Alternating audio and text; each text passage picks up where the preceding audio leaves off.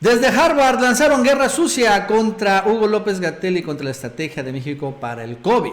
Y es que de nuevo han empezado a señalar que México que vuela a ser el peor país en la pandemia. Cuando realmente esto no es cierto. Realmente las cosas ciertamente están siendo más complicadas como lo que uno parecía, pero parece que están controladas, ¿no? Otra vez los gringos atacan con nuevas difamaciones directamente a López-Gatell.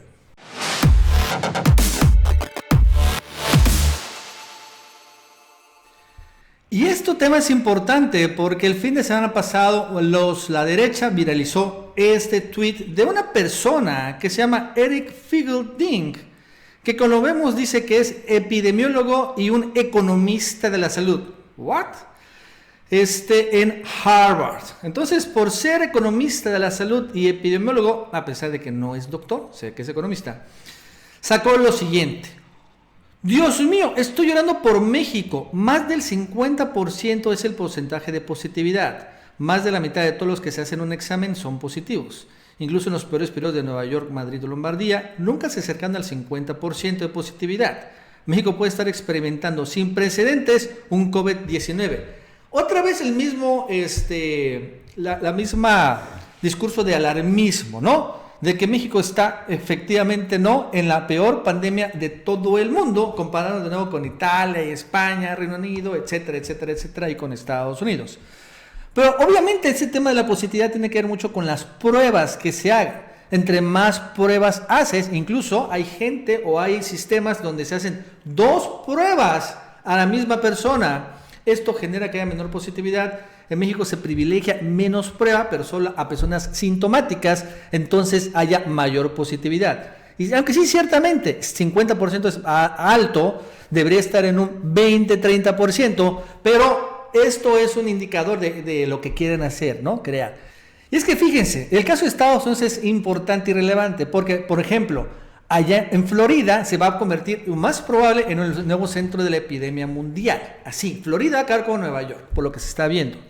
Y ya la positividad ronda menos del 10%.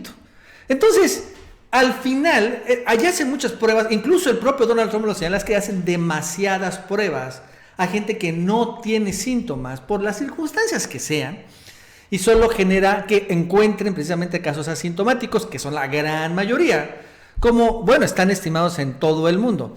Esto genera que haya menor positividad. Parece que las cosas estarían bien en Estados Unidos porque tiene una positividad menos de 10%, pero vemos que, por ejemplo, no es así. Hay muchos más casos confirmados, más hospitalizaciones y más muertes, ¿no? Entonces, esto es importante también tenerlo claro. Fíjese que hubo una gráfica de López-Gatell, sin embargo, que da más sentido hablando sobre este tema que se reveló el sábado, pero que, bueno, realmente no se difundió lo suficiente. Y es esta. Esta es una gráfica que dice así: curva epidémica estimada, confirmados sospechosos por porcentaje de positividad.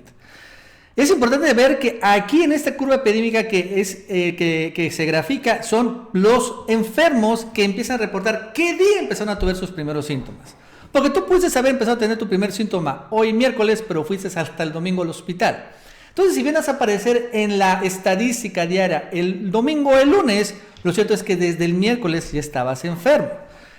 Esta es una gráfica en ese sentido es actualizada o normalizada, ¿no? Desde cuándo arrancaron los síntomas de la enfermedad. Y además también está estimada por porcentaje de positividad. O sea, están tomando no solo los casos confirmados, sino siempre hay un porcentaje de sospechosos, estiman precisamente cuántos sospechosos van a ser confirmados. Ahorita está al 48% más o menos, 45-48% la porcentaje de positividad. Entonces lo importante es que, como vemos, tenía un porcentaje creciente, pero precisamente a partir del 31 de mayo, principios de junio, que vemos este pico, se estabilizó y podemos ver que a partir de ese momento, cuando menos, ya no ha subido. La última parte de la gráfica se puede ver claro que hay una especie de meseta sin subir, que llegó a un pico precisamente cuando se estimó un poco, ¿no? O sea, a fines de mayo se llegó al pico como estaba siendo pronosticado. Y entonces, al final, aunque parecería que aquí en la colita hay un descenso, que habría que esperarlo, que se confirme, porque, ojo, aquí esta gráfica acaba hasta el 12 de junio, no le hicieron más para allá porque al final hay una desactualización de los datos diarios, Pero vemos que sí, efectivamente hubo un pico, como lo estamos viendo. Esta es una gráfica interesante que precisamente concentra los datos de entrada de positividad y obviamente los datos de inicio de síntomas, en fin. La verdad es que a diferencia de otras, podemos ver que aquí ya vemos un control de la epidemia, de entrada creo, porque ya no están aumentando, y muy probablemente cuando llegó el pico. Lo curioso es que regresando al epidemiólogo de Harvard, que es economista de la salud, lo que eso signifique, y revela esta persona, Violeta Vázquez, ¿no?, una serie de errores y desmentidos que ha tenido que hacer el propio epidemiólogo economista de la salud, ¿no? Por ejemplo, ha tenido, aquí aparece, dice en inglés, tenido que borrar una serie de tweets en donde, por ejemplo, comentó un paper donde señalaba que podían identificar características similares del COVID con el HIV. Imagínense, estaba este epidemiólogo comparando el SIDA con el COVID. También tenía una aplicación que se llama Germ Theory, que a la verdad fracasó. Y en fin, también habló sobre de manera falsa, ¿no?, sobre un supuesto ensayo clínico en Suecia, que supuestamente había sido frenado, pero que realmente fue una fake news. O sea, es una persona que le encanta decir mentiras. Entonces, esto que aparece que fue muy impulsado por la derecha en los medios de comunicación, en el Twitter en particular, al final hay que verlo, pues como que es una persona, doctor Eric Ding, pues muy alarmista, pues. Incluso ayer mismo López-Gatell hizo referencia a esto, ¿no? A este nado sincronizado de columnistas que precisamente tienen agendas. Aquí está hablando, ojo, de lo que estamos viendo con esta persona. Vamos a escucharlo. Lo dicen indirectamente a través de ciertos periódicos nacionales, ciertos medios de comunicación electrónica, en televisión, en radio, ciertas redes sociales, ciertos columnistas, cuyas agendas característicamente están alineadas a ciertos intereses de los intermediarios de la comercialización de fármacos y equipos médicos, de ciertos grupos empresariales. Entonces, por eso decimos, hay grupos de interés, en la medida en que vemos consistentemente agrupadas las opiniones, a veces parecieran sincrónicas, efectivamente. Empieza una columnista o columnista, hombre, en un periódico de circulación nacional y saca un tema. Y al poquito tiempo hay 2 o 3 columnas semejantes. Luego hay unas que parece como que es un guión calcado, sobre todo las que son más dedicadas a querer desprestigiar la acción técnica de este gobierno, ¿no? En este tema a veces ocurren otros, en energía, en política fiscal. Entonces, lo cierto es que incluso hoy Washington Post saca en su primera plana, ¿no?, un reportaje de un supuesto brote en la central de abastos de la Ciudad de México. Digo, no dudo que no haya, claro, es en la central de abastos, llegan miles de personas todos los días allá. Pero lo saca en la primera plana, o sea, hay un interés internacional sobre este tema para doblegar a México, seguramente este tema de las vacunas y de los fármacos y otras cosas. Pero bueno, es lo que está diciendo también López-Gatell, el nado sincronizado. Y miren, esta es una gráfica que la verdad es que dice mucho sobre lo que es aplanar la curva, ¿no? Porque uno dice, ¿qué es esto? Bueno, eso es lo que vamos a ver. Mientras que países europeos y Estados Unidos llegaron a su máximo número de fallecimientos por millón de habitantes en 30 días, pero con pendientes muy pronunciadas, Latinoamérica lleva 80 días sin alcanzar máximos, pero pendientes menos pronunciadas.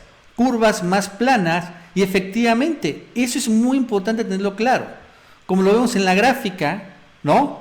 Esta es una curva descontrolada, la primera, la de Italia, Francia, Estados Unidos, el Reino Unido, y las pendientes latinoamericanas, la de Chile, Perú, México, Colombia, Argentina, son más suaves. Y como bien dice, no se alcanza el máximo. Pero era el chiste. ¿Y por qué es el chiste? Bueno, porque si bien la cuarentena es más larga, lo cual claro que genera problemas, pero gracias a este tiempo que se está comprando, todos estos países latinoamericanos, muchos sumidos en la pobreza, han tenido tiempo para aumentar su capacidad hospitalaria, ¿no? En cambio, los europeos no lo tuvieron. Esto es importante tenerlo claro, y ojo, ningún país todavía en Latinoamérica ha llegado a un máximo, salvo Estados Unidos, que ya llegó, pero bueno, ya está saliendo y está regresando. Pero todos los demás países, incluido México, todavía no se alcanzan. Precisamente por esto, porque la curva está más plana. Y aquí lo estamos viendo muy claramente. Hernán Gómez, muy interesante lo que pone. Sobre la idea de hacer pruebas y más pruebas, esto es lo que dice el asesor de emergencias en salud de la OEPS-OMS en México, que dice así: nuestra organización no está a favor o no recomienda pruebas masivas en un país tan inmenso, tan complejo y tan diverso como México. No estamos en una isla del Caribe, en la cual eventualmente podemos tener acceso a toda la población. Pero sí estamos totalmente conforme con las iniciativas ad hoc en los recintos y lugares de riesgos como la Ciudad de México lo está planteando. Esto es interesante porque acuérdense que una de las grandes banderas de descalificación es que México no hace las pruebas suficientes.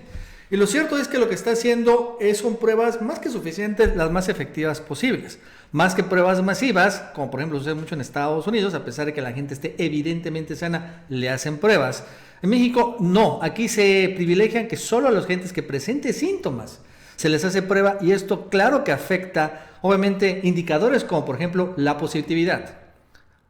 Si quieres anunciar tus productos, servicios, aplicaciones en el canal del Chapucero o el Chapucero USA, envía un WhatsApp a este número telefónico o un correo electrónico a esta dirección.